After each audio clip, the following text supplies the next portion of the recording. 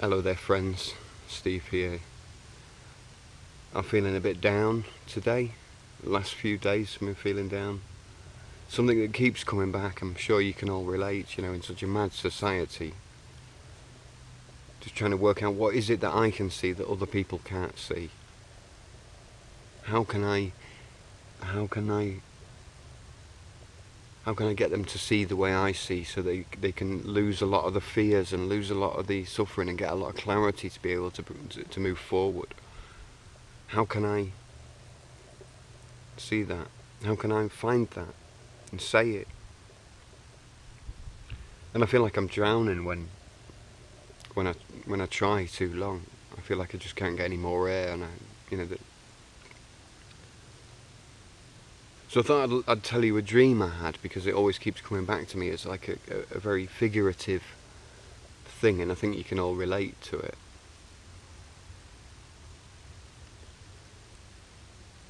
It was the dream. It was outside, daytime, hills, grass, crowds of people walking up this, slight elevation in the grass and walking up this hill. People, something's happening. And the top of this hill, you see, there's a mausoleum, like a building in Greek or Roman style, so quite simple but ancient-looking mausoleum, like a tomb.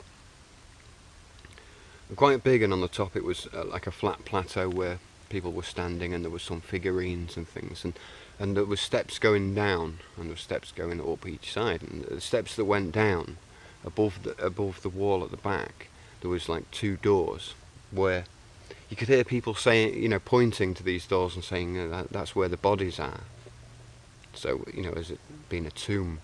And so I walked down these steps into this tomb, and it was like an underground city. At first there was like a big bar room, and it went off in different directions, and I saw all different people that I knew, all different friends from the past and from the present, and I saw celebrities, people from TV, people I'd identified with, different like rooms and discos and music, and I was went walking around to explore, and it got bigger and bigger. There was a hospital, and I talked to people in this hospital, and I walked through and into an elevator, and it went into a school, and I must have been going for hours, and I thought, okay, I'm got to get back to my friends in the bar down at the. So I found my way back to this bar, and there's all my friends, and I'm sat round, old girlfriends and old friends and bandmates, and even people who would I don't know. I don't know if there was any dead people there, people who died, but definitely I remember all the people were there. And it was like they were all just showing their true colours, showing their true character. Those sneaky types of people were very obviously sneaky, and those good types of people were being their good selves. Everybody was being their true character, and I could kind of see, I could understand everybody at that point. But it was all a bit overwhelming. It was like all a little bit kind of like contrived. People putting on faces and these characters, and it felt like we was just playing kind of games, a socialising game down there. And I decided I want to go out of the, onto the fresh air and look outside. So I found my way back up the stairs. I remember actually on the way back up the stairs, on the way out, I looked at these two doors with the rumour of the bodies in, and I kind of thought, it's my body in there. I don't know why I thought my body, but it was like obviously my tomb, because it was,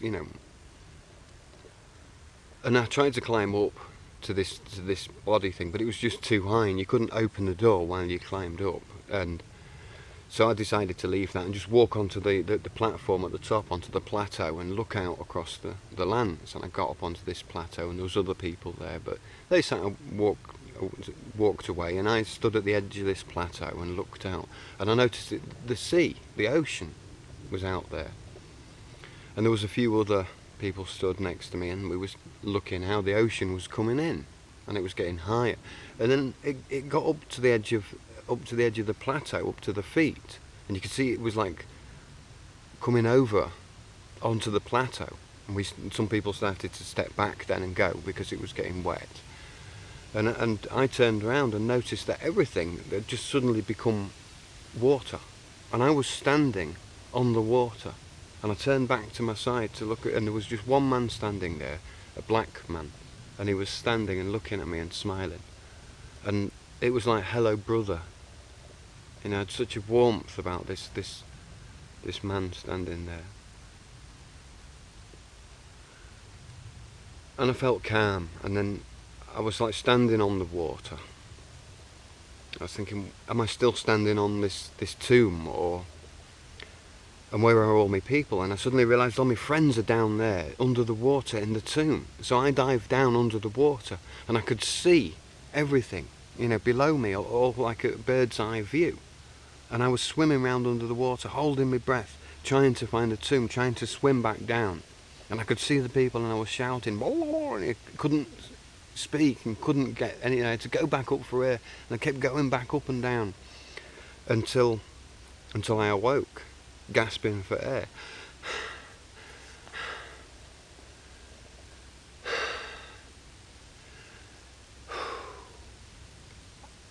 I realised, you know, it was like society, my life before that point is like under this water. It's like I can't relate to it. It's merely become a reflection on the water.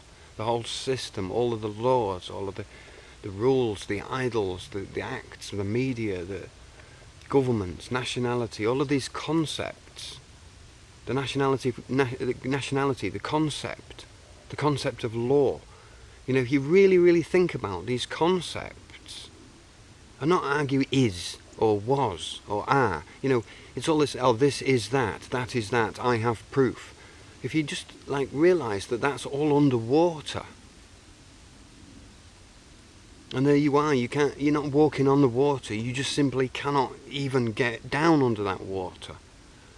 You can dive down occasionally, hold your breath, and try and communicate with that society that's, in a way, half of us is like in that hypnosis, and the other half is then the self. You know, I and myself. It's like obvious that there's kind of two parts of us. One is the within, and one is the without.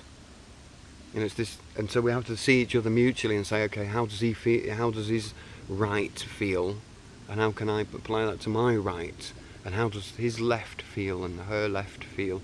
And how does my left? You know, I know it sounds a bit complex, but we've got this left and right, two sides of us. Now we dedicate one half of us to this image of ourselves in society, to obey the laws, to align ourselves with the language and the morals and cultures and traditions and customs of that land.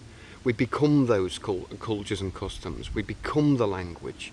We think that we think in the language when it's all artificial, synthetic, fictional, man-made, and so therefore it needs to be within our control and not control us. You know, the nature will control us to a certain degree, but we can use man's, you know, abilities to fight back, but man's abilities should not be the predator to man itself. It's a form of psychological cannibalism that's happening in society. I don't know, this a tainted view. It's a bit far away from my dream, which was more loving. You know, I don't see society as being crazy.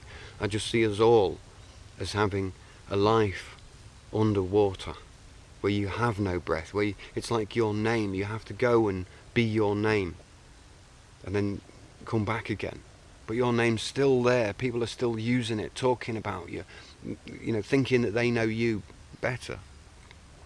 And I suffocate when I try and enter that world.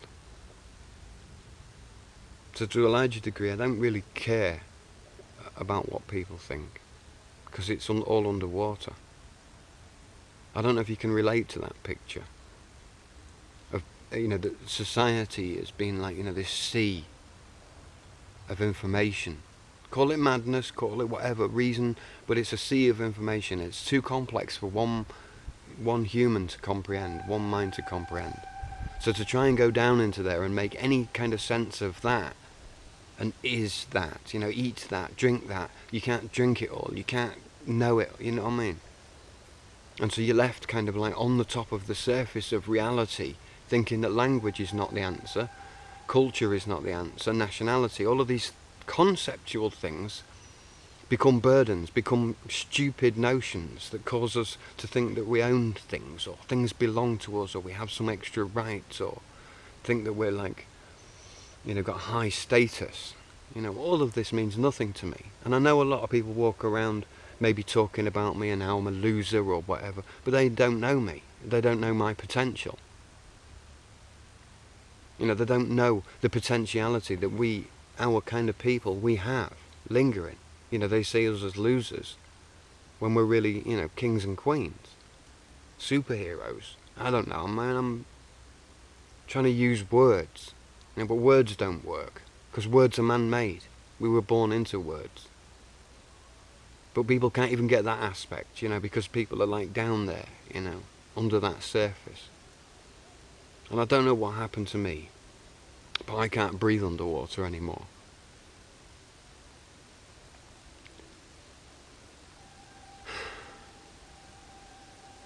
So all of the things that I've been talking about since years on my channel are kind of to get you to see that reflection on the water, to see that at night, when the sun isn't reflecting on the water, you can actually see society. You can see it in the darkness. You can see, and you can like shine the lights down, and you can like bang on the surface, and like I am doing on this video, saying, hey, people in there. And some of you see the reflection of me banging on the surface, and some of you see me from the other side. And that's why some people will take offence at first, because they're not seeing right and left. They're seeing right and wrong.